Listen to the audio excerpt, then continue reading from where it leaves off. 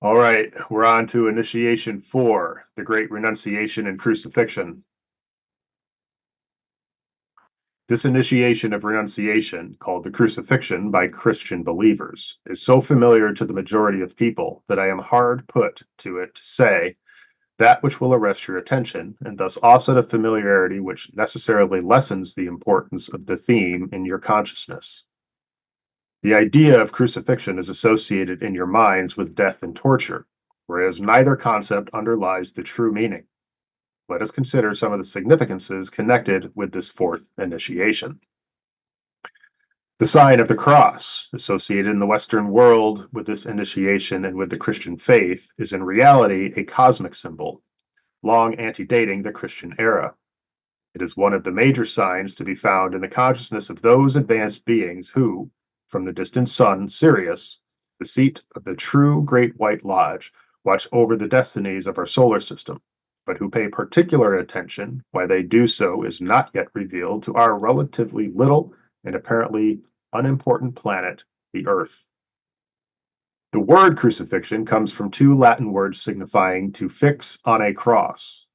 I have asked AAB to look this word up in the dictionary so that you can have a sense of surety. The cross referred to in reference to this particular initiation is the cardinal cross of the heavens.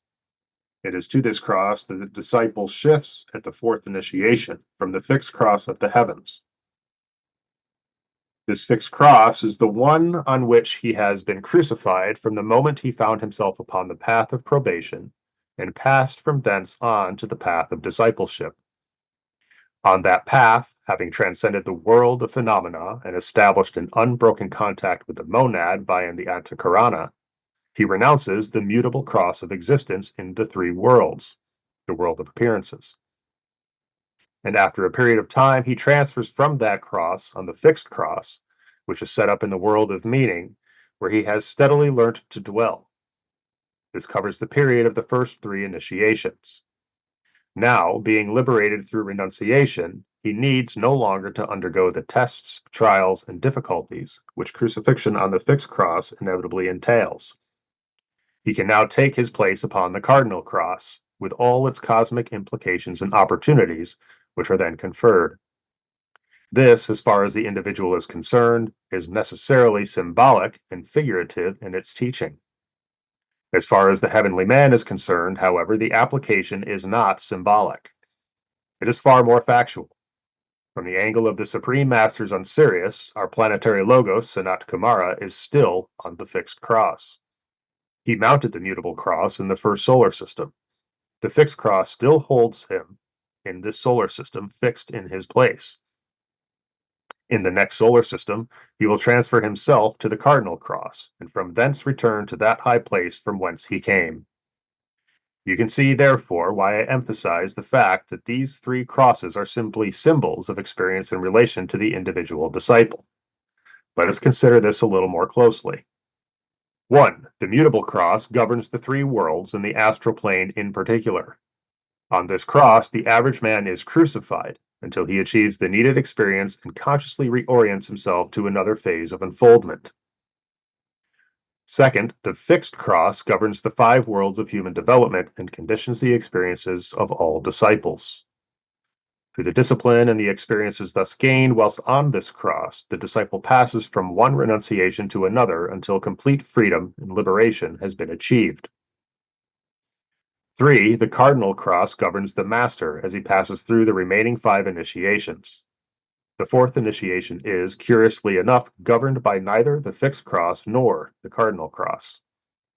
The disciple is descending from the fixed cross and seeking to mount the cardinal cross, and it is this transition period and experience which practically govern him.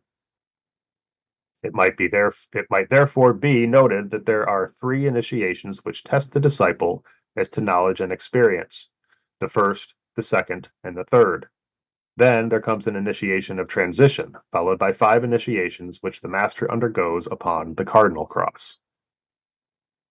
It should be remembered that the distinctive nature of the man upon the mutable cross is that of self-consciousness, that the disciple upon the fixed cross is rapidly becoming group conscious when the experiences undergone have been rightly assimilated. and that the Master on the cardinal cross is distinguished by a universal consciousness which passes finally into cosmic consciousness, a state of being unknown to you, even in the wildest flights of your imagination. The first hint of the growth of cosmic consciousness comes when the disciple passes through the sixth initiation of decision. He determines then, by means of his enlightened will and not his mind, which of the seven paths he will decide to follow. From that time on, the consciousness of the greater life, which enfolds our planetary logos, as he enfolds humanity within his consciousness, increasingly controls the attitude, the awareness, and the activities of the Master. You can see, therefore, how this initiation of crucifixion, which the Christian world has appropriated for itself, is far vaster in its implications than students suspect. Yet this appropriation was intentional under the divine plan of the hierarchy, for always some great teacher, by his life and teaching, will call attention to some particular initiation. The Buddha, for instance, in his Four Noble Truths, stated, in reality, the platform upon which the initiate of the third initiation takes his stand. He desires nothing of a personal nature. He is liberated from the three worlds. The Christ pictured for us and emphasized the fourth initiation with its tremendous transition from the fixed cross to the Mount of Ascension, symbol of transition through initiation. This crucifixion initiation has a major instructive feature. This is preserved for us in the name which is frequently given to this fourth initiation, the Great Renunciation. This crucifixion initiation has a major instructive feature.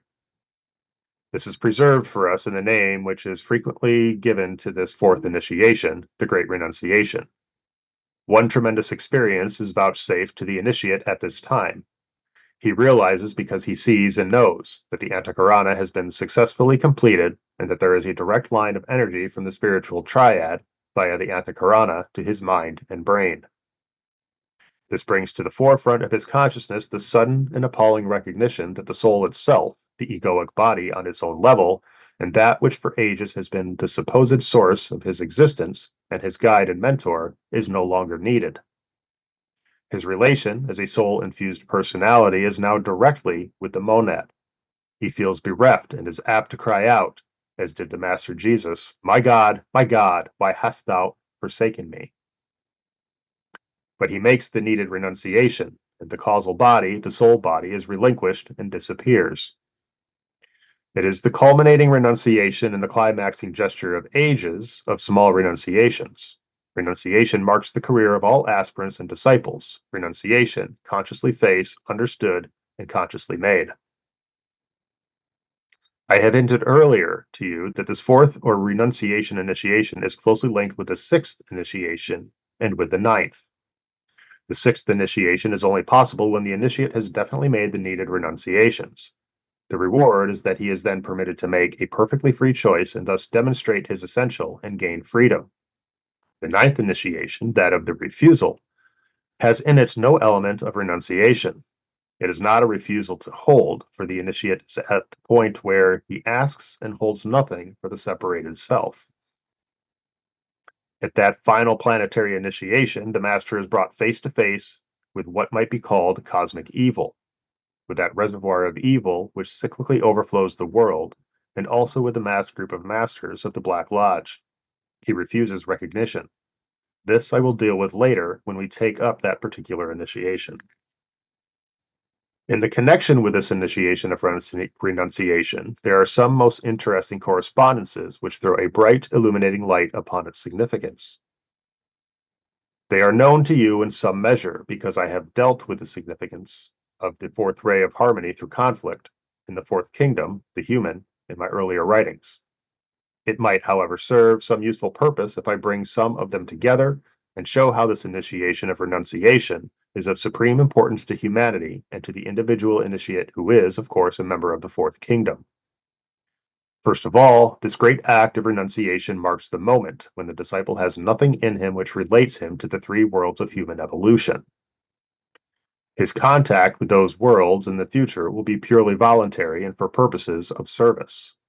I prefer the word renunciation to the word crucifixion, because the last word simply emphasizes the suffering undergone by the initiate as he renounces all that is of a material nature and becomes a permanent and, if I may use such a term, a non-fluctuating and unchanging member of the fifth kingdom in nature, the kingdom of God, called by us the hierarchy. Forget not that the three worlds of ordinary evolution constitute the dense physical subplanes of the cosmic physical plane. Crucifixion embodies the concept of extreme physical suffering of a protracted nature, its last 3 hours, according to the Bible story, typifying the three planes of our evolution. Of all three planes, the disciple renounces. On all three planes, he is therefore crucified. It connotes the ending of a life, and from the cosmic angle, of the personality life of the soul through many incarnations. If it is a statement of fact at the time sense in the response of the brain to a succession of states of consciousness or of events, and if it is equally true that, to the soul, there is no such factor in consciousness as time, but only the eternal now is known, then the three worlds of incarnated being constitute one unit of experience in the life of the soul, an experience which ends at the crucifixion, because the soul in incarnation definitely, consciously, and by the use of the enduring will, renounces all, and turns his back upon the material world, finally and forever. He has mastered all the uses of the three worlds of experiment, experience, and expression, to use three terms with which I have familiarized you in my other books, and now stands liberated. Each initiate who makes this renunciation and undergoes the consequent crucifixion is in a position to say with the first of our humanity to do so, I, if I be lifted up, will draw all men unto me. So spoke the Christ. The initiate is lifted up by his renunciation, which he makes through the blood of the heart, out of the world of material phenomena, because he has freed himself from any desire for them, from any interest in them, and from any hold they may ever have had over him. He is completely detached. It is interesting to note that the Master Jesus underwent the renunciation initiation whilst at the same time the Christ was raised up at the seventh or resurrection initiation. So the two stories of these two great disciples are parallel, one so obediently serving the greater, and the Christ submitting his will to that of his Father in heaven. This initiation is therefore, in a unique sense, a culminating experience and a point of entrance into a new life for which all the past has been a preparation. After the ninth initiation, the refusal initiation, there comes a cosmic repetition of the renunciation experience, this time devoid of the crucifixion aspect. The initiate at that great moment renounces or refuses contact with the cosmic physical plane on all its 7 levels of awareness, unless he has chosen, at the 6th initiation of decision, the path of world service. During the experience of the initiatory process in its first 3 phases, the initiate rejects control of the energies which are seated in the 3 centers below the diaphragm. He renounces their use for personality or selfish reasons. The center at the base of the spine has received and distributed the energy of self-will, the will of the lower self, and is emptied and stands ready for the dynamic reception of the higher will, which, using the spinal channel as the pathway or the symbol of the antakarana, will pour into it from the highest head center. The sacral center, which has received and distributed the energy which has fed the physical appetites to a far greater extent than is at present realized, is also under control. A control which is related to normal and proper direction from the throat center and to the preservation of life on the physical plane if the initiate chooses to incarnate for service ends. The solar plexus center, which has received and distributed the energy of the astral plane, the energy of desire and of emotion, is likewise cleansed and purified. Its energy is transmuted to such an extent that it can pass under the complete control of the heart center, which henceforth and until the 7th initiation of the resurrection is that whereby the initiate performs his hierarchical obligations.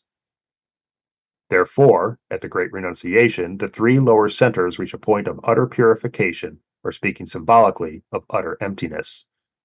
No energy of their own related to the selfish, eonial past is left. There are simply pure receptacles for the energies of the 3 higher centers. The 3 lower centers are related to the 3 worlds of personality evolution. The 3 higher centers are related to hierarchical work and living, and are under the control of the initiate, a control which becomes increasingly perfect until the seventh initiation of resurrection. At that momentous resurrection, they become no longer of service. The master needs no energy centers, and his consciousness is transcended and transformed into a type of awareness of which those who have not experienced these initiations know nothing. If he chooses to take a physical vehicle, as many will when the Christ reappears and the hierarchy is externalized on earth, the master will function from the above to the below, and not, as is the case today with all disciples, though naturally not with the masters, on the below towards the above. I am here quoting ancient phrases to be found in the archives of the hierarchy. You will therefore need no centers on the etheric levels of our planetary physical plane. At this fourth initiation, the initiate begins to function entirely and always upon the fourth plane. The Buddhic levels of the cosmic physical plane are intuitional plane. This is the case whether you count from below upwards or from above downwards. You have here again an indication of the central position of this initiation and of its importance. It is preceded by 3 initiations and succeeded by 3 initiations, leading up to that of the 7th or final planetary initiation, because the remaining 2 initiations are fundamentally not related in any way to our planetary life. It is because of this permanent transition of the initiate's living focus, lifted out of the 3 worlds onto the Buddhic plane, that the concept of resurrection has crept into the Christian teaching, so that the crucifixion initiation is portrayed as preceding the resurrection initiation. This is in reality not the case, except in a lesser degree and as symbol of future experience. In the same way, the concept of sacrifice has permeated all the teaching and at the crucifixion or the renunciation initiation, both in the East and in the West. This is a sacrifice idea associated with the concept of pain, agony, suffering, patience, prolongation, and death. Yet the true root of the word remains the same and gives the true significance. Sacred, to make holy. This is what, in truth, happens to the initiate. He is made holy. He is set apart for spiritual development and service.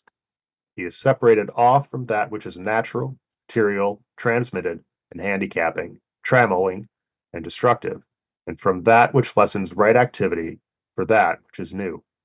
He learns to define the wholeness, which is his divine right and prerogative.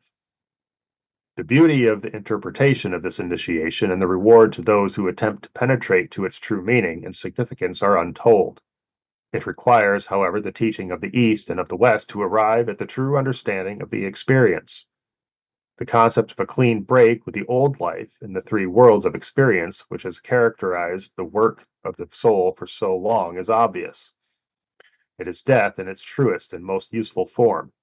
Every death, as it takes place today and on the physical plane, is therefore symbolic in nature, pointing to the time when the soul finally dies to all that is material and physical, just as the human being dies to all contact in the 3 worlds before resuming incarnated living.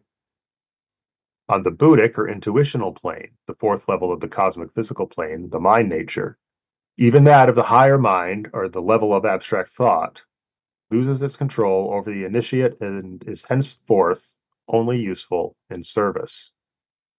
The intuition, the pure reason, completed knowledge illumined by the loving purpose of the divine mind, to mention some of the names of this 4th level of awareness or of spiritual sensitivity, takes its place, and the initiate lives henceforth in the light of correct or straight knowledge, expressing itself as wisdom in all affairs, hence the titles of Master of the Wisdom or Lord of Compassion, given to those who have taken the 4th and the 5th initiations. These follow very closely upon each other.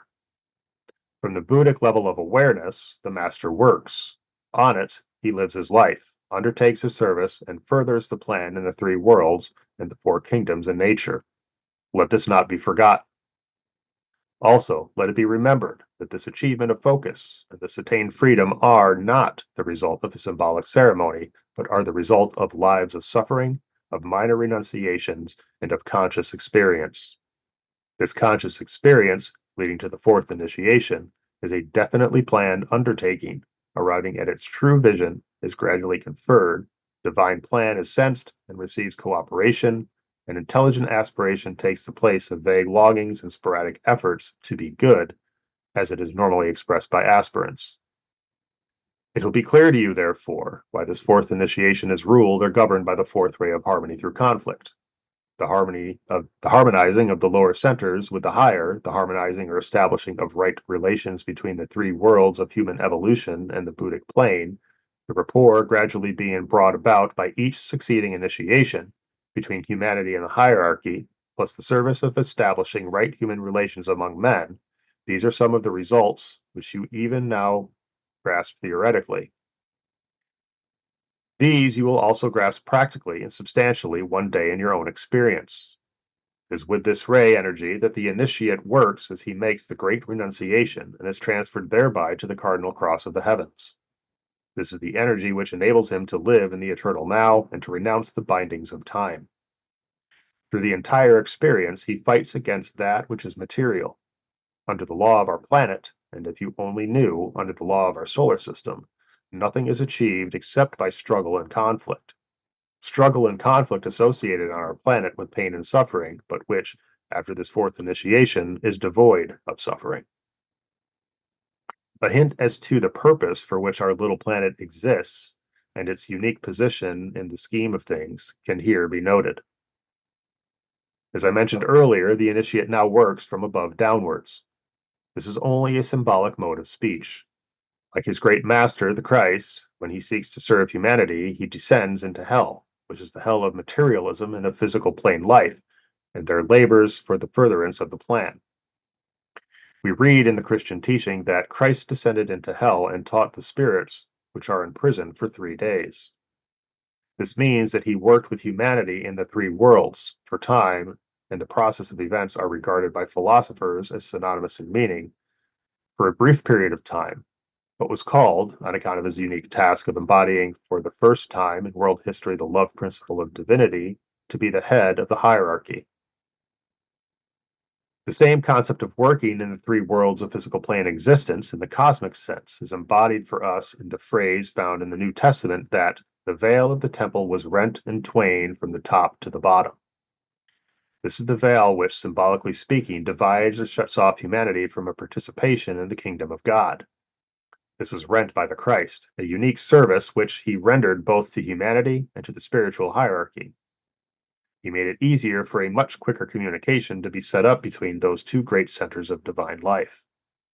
I would ask you to ponder this initiation of renunciation, remembering ever in your daily life that this process of renunciation, entailing the crucifixion of the lower self, is only made possible by the practice of detachment every day.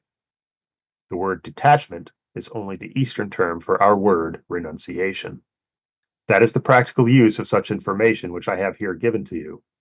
I would ask you also, curious as it may seem, to get used to crucifixion, if you care to use that word, to permit yourself to get accustomed to suffering with detachment, knowing that the soul suffers not at all, and that there is no pain or agony for the master who has attained liberation. The masters have each and all renounced that which is material. They have been lifted out of the three worlds by their own effort. They have detached themselves from all hindrances. They have left hell behind. The term spirits that are in prison no longer applies to them. This they have done for no selfish purpose. In the early days of the probationary path, selfish aspiration is foremost in the consciousness of the aspirant. However, as he treads the path, and likewise the path of discipleship, he leaves all such motives behind, a minor renunciation, and his one aim in seeking liberation and freedom from the three worlds is to aid and help humanity. This dedication to service is the mark of the hierarchy.